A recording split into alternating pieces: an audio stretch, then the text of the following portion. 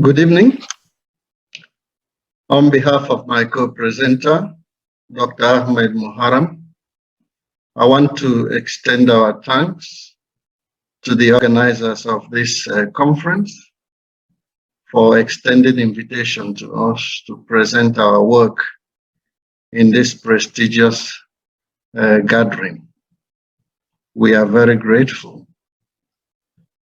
We'll be presenting the study we did evaluating the accuracy of oscillometric blood pressure measurements in comparison to invasive arterial blood pressure readings among preterm infants born at less than 29 weeks gestation. There is no conflict of interest to declare, and this study received no external funding. As an introduction, we all know that oscillometric blood pressure measurement is a common point of care assessment that is done regularly in all NICU units worldwide. However, its reliability in comparison with invasive arterial readings, which is the gold standard, has been questioned.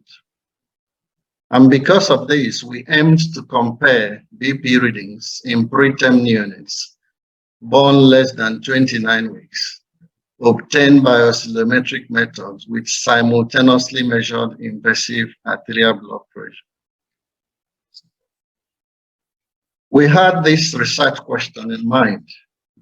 Can we reliably use oscillometric blood pressure measurement to measure blood pressure and monitor blood pressure in preterm infants? And in trying to answer that, we're also interested in looking at the demographics of such preterm infants and their clinical status and variable during the times we took those recordings. We also wanted to know how and to what extent do oscillometric readings differ from invasive ones?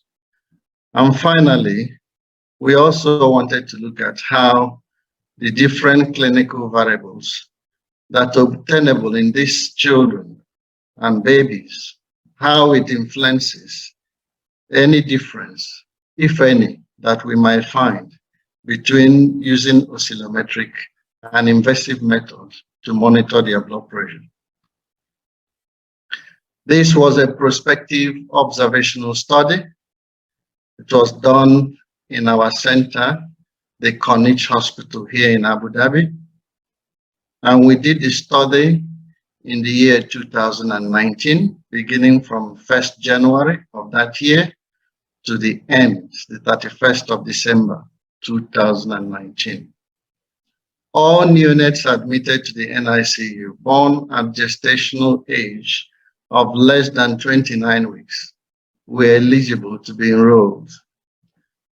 Such babies should be aged between 0 to 60 days and also have a functioning arterial access prior to their enrollment.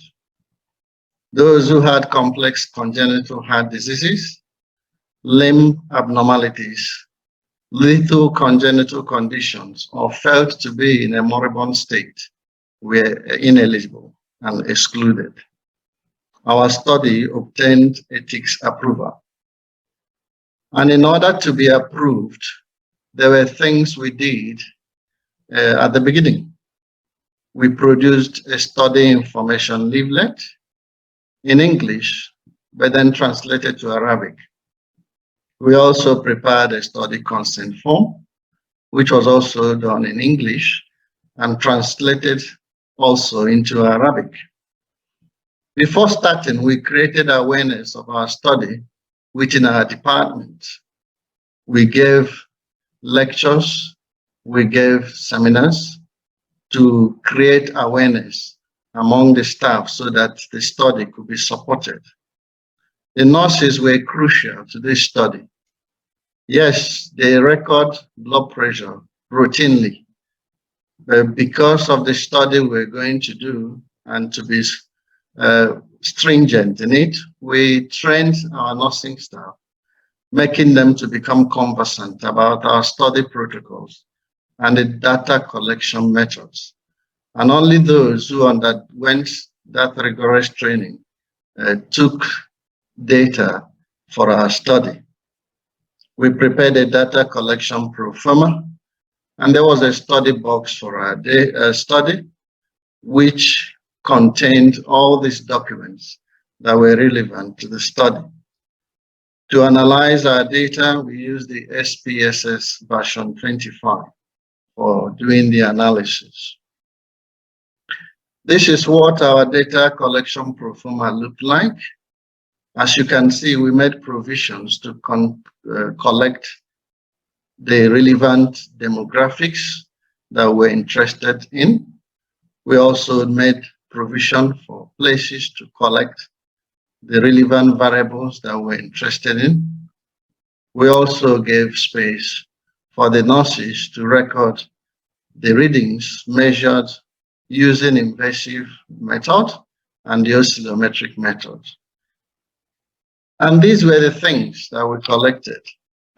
Regarding demographic information, we collected information regarding gender, gestational age, birth weight, whether the baby was appropriately grown or small for gestational age, their postnatal age at the time of enrollment, and the most recent walking weight. The clinical information that were of interest to us included whether they were receiving inotropic support during the time of the study, whether they were ventilated and what mode of ventilation support they were on, were they sedated, were they receiving muscle relaxants, were they clinically edematous, what is the site of the intra-arterial access. For those who had umbilical arterial catheters in place, we wanted to know the size of the catheter used and the place of the tip of the catheter.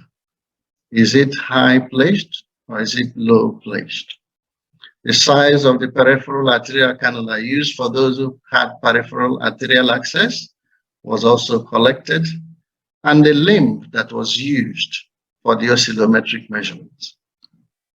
For the invasive blood pressure readings, the nurses did them twice every day, so once per 12-hour shift, and they collected systolic, diastolic, and mean blood pressures readings via the invasive arterial route, and they did that every minute for 3 minutes.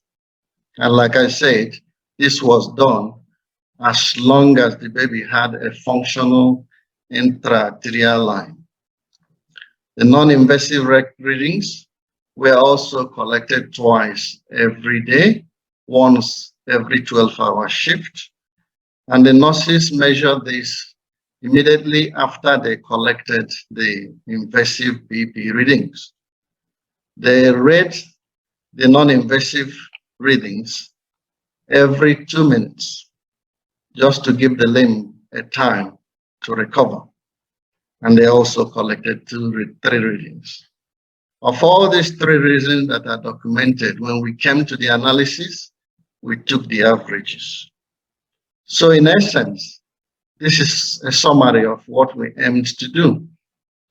All the readings were done and taken when the baby was either supine or prone. The baby was either asleep or in quiet awake state when the recordings were done. It is also done 30 minutes after their last feed or after the last medical intervention. Those were the conditions for the nurse to take the readings. For the invasive arterial blood pressure, when they are initially sighted, they are usually zeroed and calibrated at the level of the right atrium. And once every of the 12-hour shift, another calibration is done. At the time of collecting the recordings, the nurse must check that the position of the line is still satisfactory that is at the level of the right atrium. If it is not, then a recalibration needs to be done. Likewise, the arterial waveform on display on the monitor ought to be normal. If it is not, a recalibration is needed. And during such recalibration, there is a check made to ascertain that the line doesn't have any air bubbles which need to be let out before they can collect the invasive BP readings. For the non-invasive measurement, we used a disposable BP cuff. Once a baby is enrolled to the study, the nurse will measure their mid-arm and mid-calf circumference. And with that measurement, they selected an appropriately sized cuff. The cuff should be the one that gives us a width to limb circumference ratio of 0.37 to 0.47. That was the manufacturer's recommendation. And when they are taking the reading, they will select a most suitable limb that has the best ease of access. And the readings are also taken at the level of the right atrium with the cuff marking matching the arterial location. And if all the limbs were free to be used, we preferred to record using the right arm. I want to talk a little bit about these two statistics because our findings will be displayed in a greater extent using some of these statistics. Statistics is not one of my strong points, and it's always usually good to refresh yourself even if you have a mastery in the subject. We used Aiman statistics and plots a lot, which is a statistical method that you use when you want to compare the measurement of an indices using two techniques. You want to assess their degree of agreement. What you do is that you plot the differences between the measurements using these two techniques on the y-axis and the averages of both measurements on the x-axis. When you have done that, you have a line in the middle of the plot, which is like the zero line. And also, you also have an upper line and a lower line, which are like the 95 confidence intervals, where all these differences in your measurements will stay. And just around the zero line, you have what we call the average bias. And the extent of the bias is a measure of the degree of agreement between the two techniques that you're using to measure that variable of interest. The limit of agreement, as I've said, is obtained statistically. The interval between the upper and lower limit of agreement represents the interval where 95% of the differences between both techniques will lie. However, whether this agreement is sufficient for one technique to reliably replace the other depends on clinical judgment and comparison against other research evidence that applies to your indices of interest. The other statistics that we used is the Pearson correlation coefficient, which is represented with an R. And we utilize this type of statistics to find out whether there is a linear relationship between two variables. So in our display of results, you will see that we used it to explore whether the differences we found between the oscillometric values and the invasive arterial readings, whether they had a linear relationship with the clinical variables of interest that we looked at during our study. So I just put it there as an explanation to help us follow the study results as my co-presenter, Dr. Ahmed Muharram, will be presenting subsequently. Over to you, Dr. Muharram.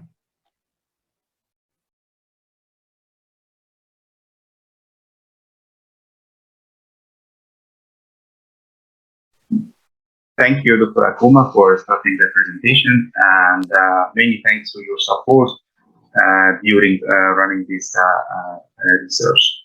So we will move now to the results and some statistics. So as we can see, a total of 98 babies born less than 29 weeks were admitted to Corniche Neonatal Intensive Care Unit during the study period. 25 of the parents were approached for the recruitment. 6 parents refused to consent, resulting in a total of 19 subjects enrolled in our study. A total of 111 paired invasive blood pressure and non-invasive blood pressure sets of average readings for systolic, diastolic, and mean were obtained for the study cohort. Looking to our demographics, the mean age of recruitment was 2.2 days with a minimum of 1 day and maximum of 20 days age. And there was a 4 readings median for the number of readings per recruit. And regarding demographics, there was a vast majority of our study population were male population, and most of our study population were appropriate for gestational age, and most of the age group ranged between 27 to 29 weeks gestation. Looking to the variables that we have collected and included in our pro forma, it's worth mentioning that regarding mode of ventilation, 61% of our population were on non-invasive ventilation during the study, and 37% were on conventional ventilation. And regarding the arterial line, 94% were using a central umbilical catheter, while 6% used a peripheral arterial catheter. And regarding the size of the catheter, the vast majority, which was 84%, we used 3.5 millimeter, while 7% only 2.5 millimeters, and 9% 5 millimeter catheter. And then when we compare the average measurement obtained by the non-invasive method to the invasive method, it's obvious in this graph that there is a consistent higher numbers when we use the average non-invasive compared to invasive in all systolic, diastolic, and mean blood pressures. Yeah, but when we look to the correlation between both methods, actually it's a given fact that there will be a correlation in weight, but we use the Pearson correlation to look to the strength of the significance of correlation between both methods. Looking to the systolic blood pressure, the R value was below 0.4, which shows that there is a weak correlation between systolic blood pressure taken by non-invasive compared to invasive, while in diastolic and mean, the R value was more than 0.4, denoting that there is a moderate association between both methods with regard to diastolic and mean blood pressure measurements. Now we will have a look on the long Aiman plots. As Akuma mentioned earlier, it compares it plots the difference between the invasive and non-invasive measurements on the y-axis to the average blood pressure measurement on the x-axis.